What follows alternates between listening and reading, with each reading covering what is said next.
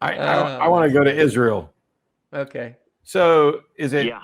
Sarel or Sarel? I apologize. I don't know how to pronounce your name. And Israel has a question for us about atheism and spirituality. So welcome. Hi, Matt, and hi, Dave. It's Sarel. Hey, man. Nice to meet you, Sarel. Thanks for waiting. Hey. Sarel, yes. Thank you. It's great. Love you both of you guys. And I'm was raised as an Orthodox Jew and jumped through many different religious hoops. I was a Messianic Jew for a period of time. Even went through Norse paganism, all sorts of other paganism.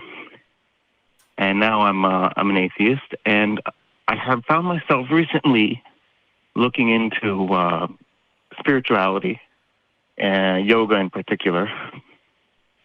And there's a lot of things within those types of Eastern religions, and I don't know if you can call them philosophies, that are very appealing, and they seem like it'll help in life. But then again, there's a lot of woo, and I'm afraid that, I mean, on the one hand, I want to take the good and the meditation and all that stuff from it, but on the other hand, I'm afraid maybe I'll get sucked back in to the, woo or whatever. And I mean, I know that I'm a skeptical person, and I try to be as skeptical as possible. So I wanted to hear what your opinion on spirituality as an atheist and how to approach these subjects. Well, thanks for the question. So first of all, I don't know what the word spirituality means, because it seems to mean different things to different people. I understand what you're saying about there being pseudoscience in woo and things like yoga, etc. For example, I had a wonderful breakfast this morning at a Buddhist temple, and I went in the temple and looked around, and of course there was a video of instruction, and I can't stop my brain from thinking about what it's being presented with. And so on the video, the instructor was talking about the 5 parts of the body, and part 1 was the head and neck. And part 2 was the shoulders and arms, and part 3 was the torso, and part 4 was the legs and feet, and part 5 was the whole body. And my brain went, hang on, put on the damn brakes here. The whole body is not a part of the body. You divided the whole body into these things, and you told me there were going to be 5, but I would have almost rather that he said, and the 5th part of the body is the spirit, because then I could have just said, oh, well, this is some pseudoscience. That's what I thought you were going to. Yeah, that's where I thought he was going. But instead, he didn't go to that. He didn't go to anything that was supernatural. But what it reminds me, Dan Dennett's daughter coined this wonderful term, which I've used many times, and it's deepity. And so a deepity describes something, a statement that it sounds impressive or significant, but to the extent that it is true, it is actually trivial, and to the extent that it is profound, it is actually false. So when you say you're going to divide the body into 5 sections, and one of those is the whole body, to the extent that that is profound, it is clearly false, because that's not the case. I would say, for me, if you are finding that you are learning something and you're enjoying participating in some sort of exercise, be it meditation or yoga or whatever else, that until somebody tells you you have to buy into the pseudoscience and the woo as well, there's absolutely nothing wrong. I would love to be good at meditating. I'm just not any good at it. There are real tangible benefits to secular science-based meditation. I don't have to put any woo in it to get benefits out of it. My thought on that, Sarel, is I think like what Matt said, if to me it's the certainty that kills things. So if you find benefit from a spirituality or woo or whatever, meditation, yoga, whatever kind of thing calms you or comforts you, and you're not imposing that idea on others, then it's fairly harmless. The only thing I would, and I didn't really think about this until I got a message just yesterday from a follower in the Netherlands, and a young man, a new friend, and he had seen some shows, and I talk a lot about dying, my dying out loud work and death, and so what I had talked about somehow had helped him, because he had been a spiritual person and the woo, and he had found himself being sucked into this idea of fear of death and the fear of what's beyond death. And somehow that spirituality and that idea of opening self up to the universe and energy and something out there beyond himself had generated this idea that, well, if that's true, then I can't fathom the idea of just ending and things just stopping and me ceasing to exist. But then he got afraid of what's beyond that, and so it kind of swirled in his head and kind of got confusing and disorienting for him. So that to me is a cautionary tale about opening up to ideas that there's not evidence. My departure from Christianity was complete, and I never felt the need to go look for a nicer God or some other form of spirituality to give me comfort. I just felt like whatever's real and true, I would find evidence for, and reason and logic would guide me, and I didn't need something beyond what I could understand. And if I couldn't understand it, I just thought, well, I don't really care, and so it doesn't matter. And even when I've gotten this diagnosis with ALS and I'm facing an earlier end than I thought I would, I never felt the need to look for something beyond that. I was okay with just living this life. In fact, it enhanced the value of this life and the value of the moments that I find in this life, so much so that thinking beyond this was just an exercise in futility for me.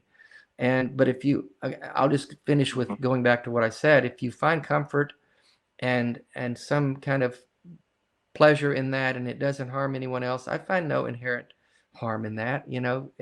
I think the harm comes when we try to impose our ideologies on someone else. Right.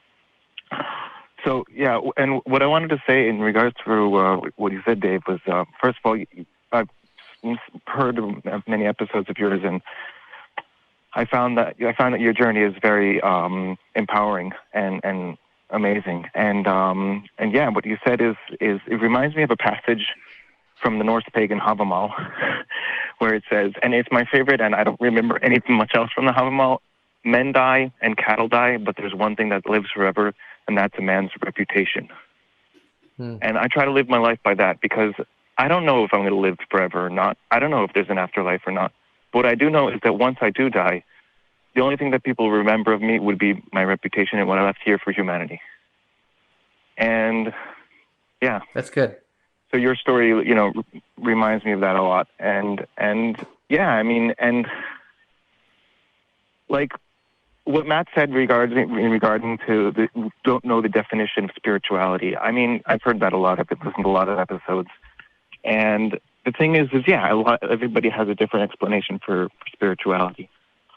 I personally think that spirituality isn't of the spirit, but it's more of the mind, consciousness, ego, and like this whole mess of things that if we had Shannon on the show, she would go into that deeply. But yeah, so it's these things that we're touching on in science, and they have been explored for centuries through different just techniques and things like that. And that's more what I call spirituality. And the strange thing is that in Hebrew, the word for psychiatry is briut hanefesh, health of the spirit. And they conflate kind of this notion of the spirit and the psychiatry. And it's just an interesting kind of mix that they do in Hebrew. Yeah, it's one of the reasons why I don't run around going, oh, whatever you mean by spirituality, it's bullshit. I don't do that, because I want to find out, first of all, tell me what you mean by spirituality. Because for some people, when they say, oh, I had a spiritual experience, all they mean is they had some indescribable, ineffable feeling that was a connection with other people, or And I've felt those things. And not just on drugs. I mean, obviously those sorts of experiences we can certainly experience when we're chemically altered. But I mean, if I go, I've been to botanical gardens, and altered and not altered, but I've had wonderful experiences with that. I've looked at the stars. I've been in Perth, Australia, standing out in a field, looking at the southern stars that I'd never seen before in my life through a telescope. And it was awe-inspiring. It was as close to getting goosebumps as any sermon I've ever participated in, or any standing up in church and singing praises to God, the euphoria that people get. That sort of thing. I know what they're talking about. When I object to the use of the term spiritual and spirituality, I'm trying to show people something, and that is most of us have used the word spiritual and spirituality in conversation with other people when there is no good reason to think that we're both talking about the same thing. The word is just too fungible. I'm the same, Matt. I don't have any problem with people identifying things that they can't explain or that move them. I mean, I remember flying in a helicopter over the Grand Canyon and being moved to tears with the sheer beauty of it. What I didn't need to do in that moment, though, was transcribe that to some sort of God experience. And that's the difference between, when we move away from the idea that there's a God out there doing things, that we can just experience things. Even there are things that happen that we can't explain, but again, we don't have to say, well, there's a God involved in that. And so that's the difference. And spirituality beyond that is really fine. It doesn't matter. Right. And what I want to say about that is that when it comes to the Eastern religions, Buddhism and yoga, and you might know, is that Buddhism is technically an atheistic, they're atheists. Mm-hmm. But they have these things, and they have like this whole, the deeper I and the Dharma, the universe kind of eternity essence stuff. And that's where, I'm trying to not get lost in, because it's very interesting, the whole, where a friend of mine said there's the mind and then there's I behind the mind. Like when you're looking at the world through your mind, who's doing the looking? And it's like you get in, and I'm not sure if that's, like you said, is that a deepity, or is that actually something that I should go into and explore? Yeah, it's I think quite often what we're seeing is metaphor. That when they're talking about the mind's eye, they're not talking about an actual eye or an eye that's tied to something supernatural, but a metaphorical eye, which is it could be viewed as right. Your brain builds a model of reality, and if you had a metaphorical eye, it could build a model of reality that is different. Now, where I have problems with, I have lots of problems with, for example, Buddhism, because they have issues with class inequality, same as Hinduism does, and they have issues with slavery and human rights and things like that. And there is potentially a lot of woo there.